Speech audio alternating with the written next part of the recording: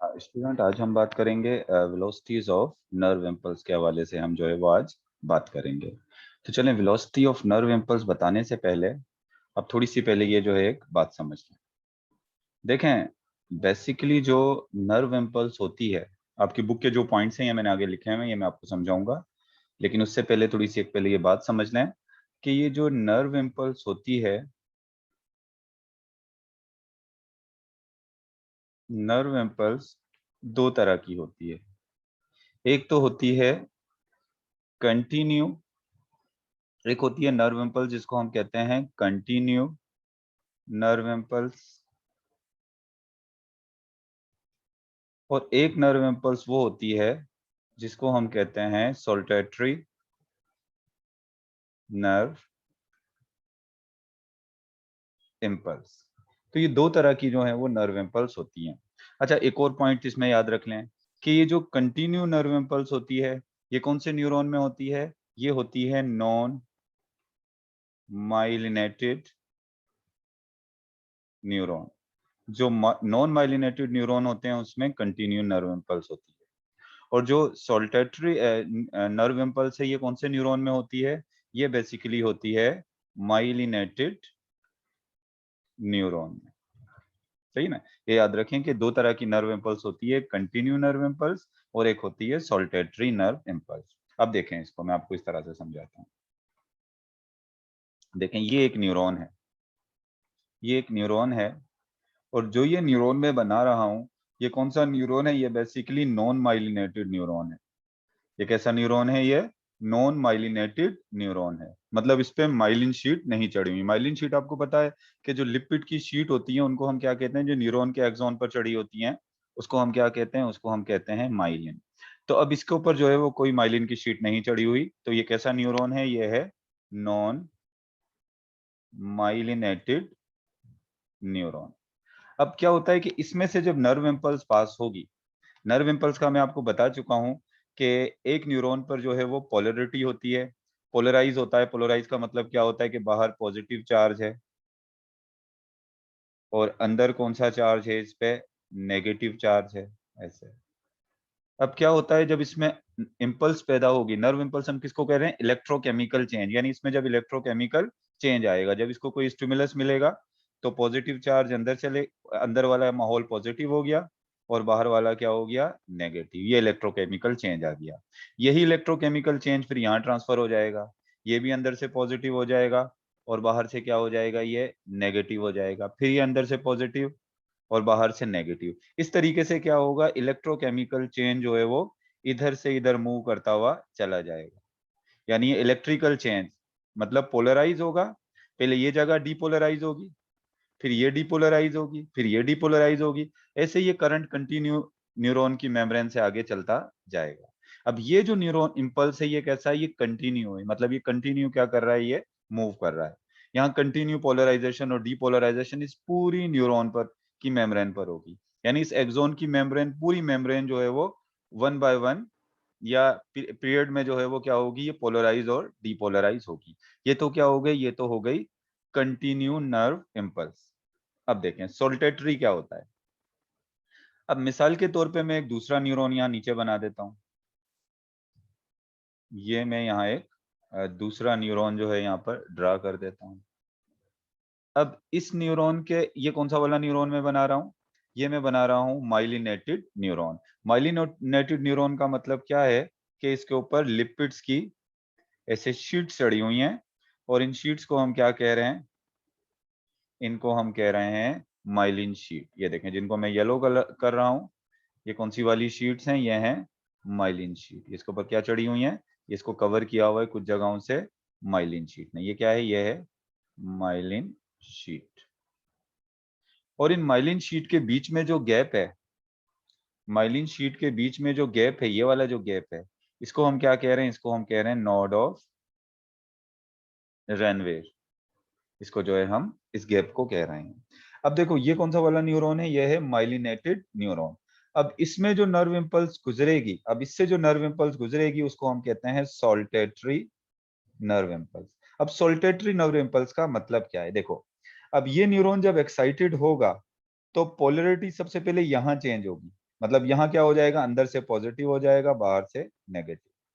फिर पोलरिटी का, फिर बीच में पोलरिटी चेंज नहीं होगी, क्योंकि बीच में सोडियम गेटेड वोल्टेज चैनल होंगे ही नहीं। अब ये बात याद रखिएगा, जहां माइलिन शीट है, ये वाली जगह, येलो वाली जगह, जहां माइलिन शीट है वहां पर सोडियम गेटेड चैनल नहीं होते, वोल्टेज सोडियम गेटेड चैनल। देखो रेड कलर से मैं शो कर रहा हूँ सोडियम गेटेड चैनल को, यहाँ सोडियम गेटेड चैनल है, यहाँ सोडियम गेटेड चैनल है, यहाँ पर वोल्टेज सोडियम गेटेड चैनल है, इन सब जगहों पर सोडियम या पोटेशियम गेटेड चैनल वो यहाँ पर मौजूद हैं। लेकिन जहां माइलिन शीट है वहां पर जो है वो क्या है, सोडियम गेटेड चैनल मौजूद नहीं है, वोल्टेज चैनल मौजूद नहीं है। तो क्या होगा, सबसे पहले जो है वो डीपोलराइजेशन किस जगह की होगी, सबसे पहले ये जगह डीपोलराइज होगी, देखो रेड कर रहा हूं जिसको मैं, ये डीपोलराइज होगी, ये जगह डीपोलराइज होगी।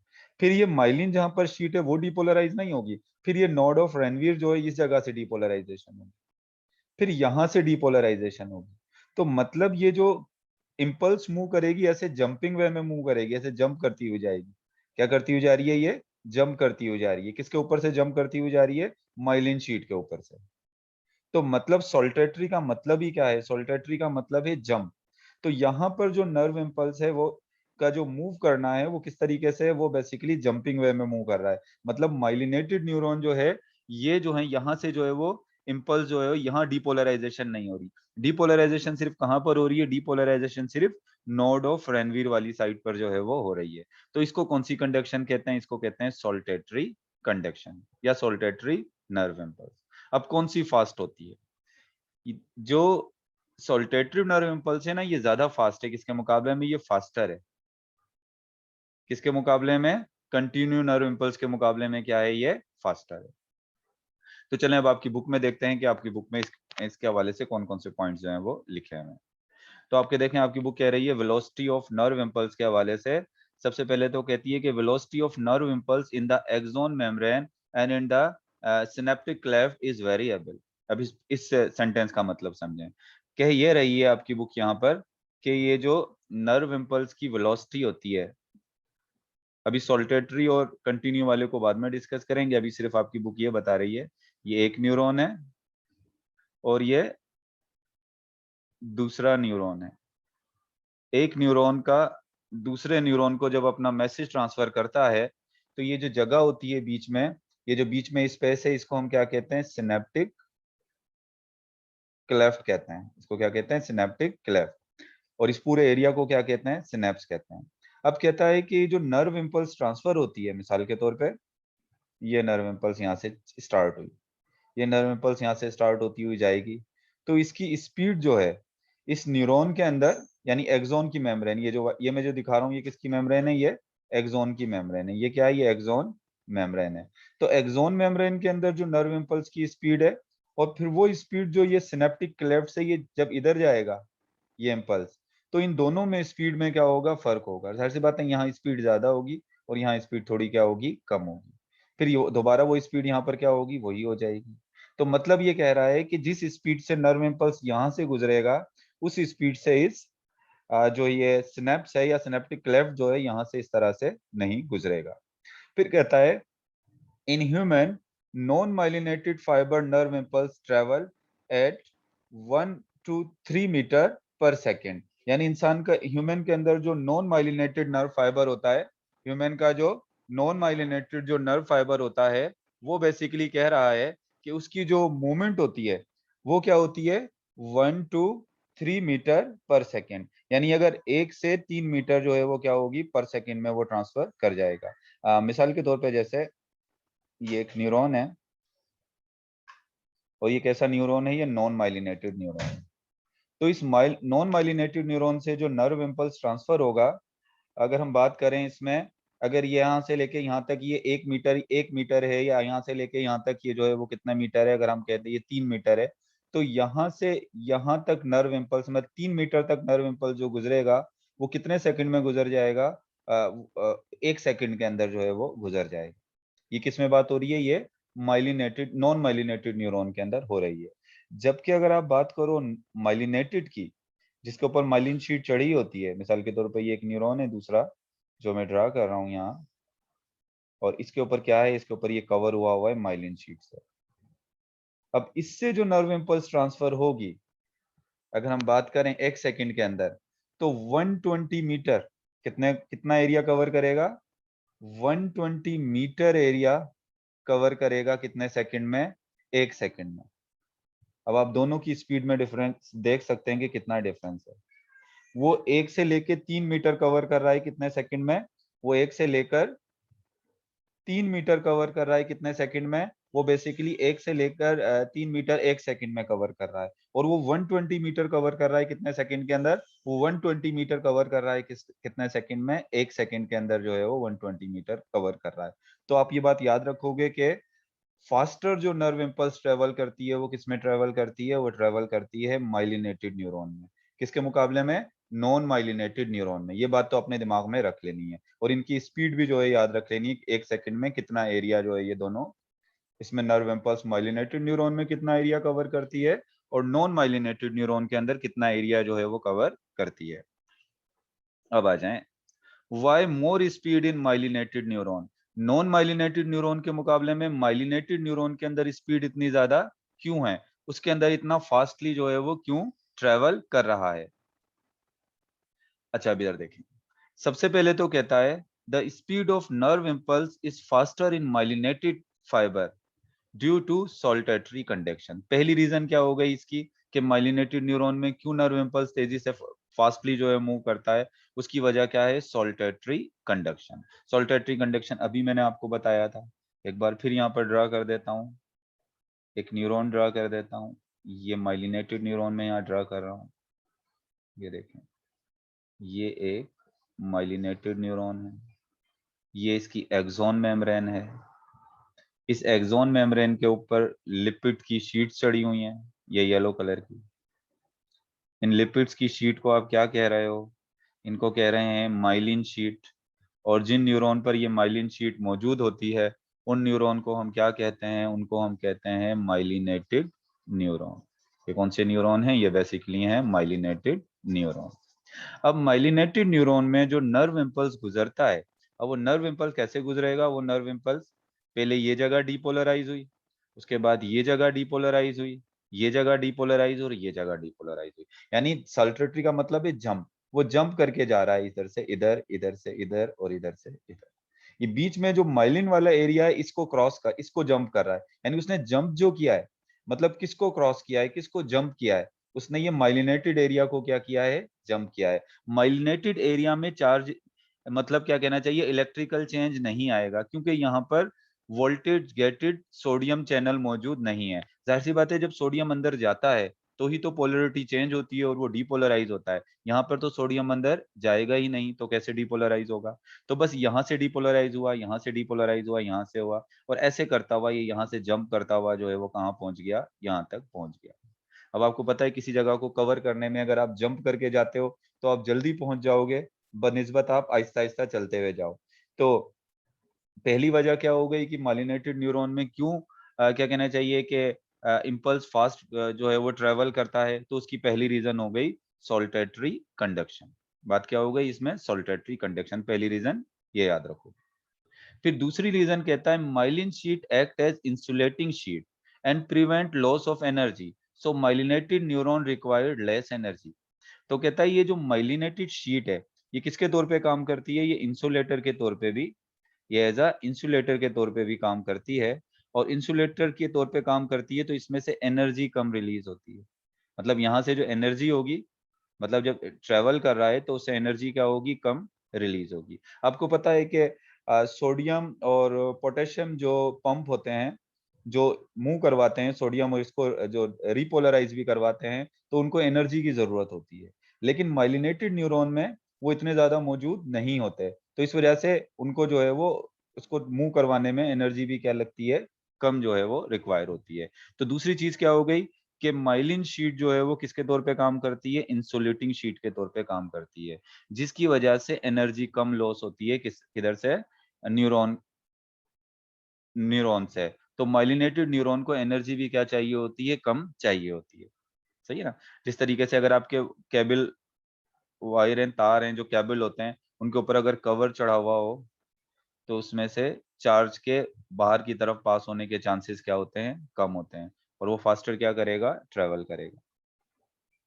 इसके बाद फिर एक और इसकी जो रीजन बताता है, velocity of nerve impulse also, देखो ये तो दो वजह हो गई किसकी, माइलिनेटेड न्यूरॉन जो है वो ज्यादा फास्टर जो है वो क्या करता है, नर्व इम्पल्स को ट्रांसफर करता है। उसकी दो वजहें बता दी गई। एक वजह क्या हो गई, सॉल्टेटरी कंडक्शन, यानी यहाँ पर जो नर्व इम्पल्स है वो क्या करता है, वो बेसिकली ऐसे जंप कर रहा होता है, वो क्या कर रहा होता है, जंप कर रहा होता है, जिसकी वजह से जल्दी ट्रेवल करता है। और दूसरा माइलिन शीट जो है वो किसका काम करती है, ये एक इंसुलेटर का काम भी करती है, जिसकी वजह से एनर्जी जो है वो क्या कहना चाहिए, लॉस इतनी ज्यादा नहीं होती, ज्यादा एनर्जी मिलती है इसको इम्पल्स को ट्रांसफर होने के लिए।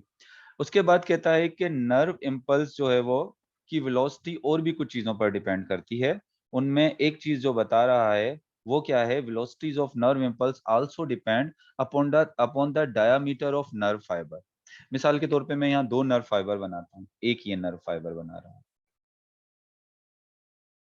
इस न्यूरॉन के नर्व फाइबर का डायामीटर कम है। अब देखो ये थोड़ा सा पतला है, इसका एक्सॉन क्या है, पतला है। और इसका जो है वो, इस वाले न्यूरॉन का जो है वो डायामीटर ज्यादा है, ये थिक है। इसका क्रॉस सेक्शन देखें तो ये यहाँ थिक है, क्रॉस सेक्शन में ये थिक है, और ये क्रॉस सेक्शन में क्या है, थिन है।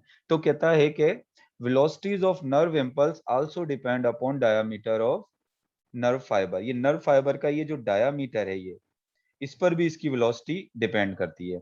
इसकी मिसाल मैं आपको ऐसे दूंगा कि कोई तंग गली है, कोई तंग स्ट्रीट है, इसमें से अगर आप भागोगे या इससे चलोगे, या कोई इधर से जाएगा, बहुत से लोग निकलेंगे इस गली से, तो रेजिस्टेंस ज्यादा होगी।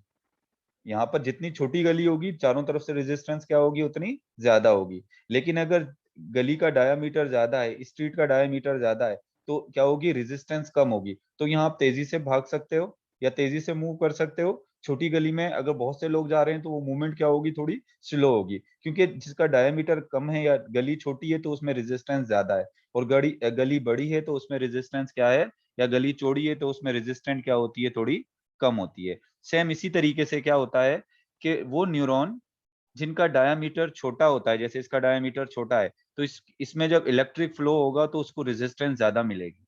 और जबकि इसका डायामीटर ज्यादा है तो यहाँ इलेक्ट्रिक फ्लो होगा तो उसको रेजिस्टेंस क्या मिलेगी, कम मिलेगी। क्योंकि देखें जिस तरीके से यहाँ पर आपकी बुक में लिखा हुआ है, thick neuron fibre conduct faster impulse than thin fibre. देखो ये इसका थिन फाइबर है, और इसका फाइबर कैसा है, इसका फाइबर है थिक फाइबर। तो ये थिक फाइबर वाला फास्टर इंपल्स ट्रांसफर करेगा, और ये थिन फाइबर वाला जो है वो थोड़ा इसके मुकाबले में कम जो है वो फास्टर जो है वो स्लो जो है वो क्या करेगा, ट्रांसफर करेगा।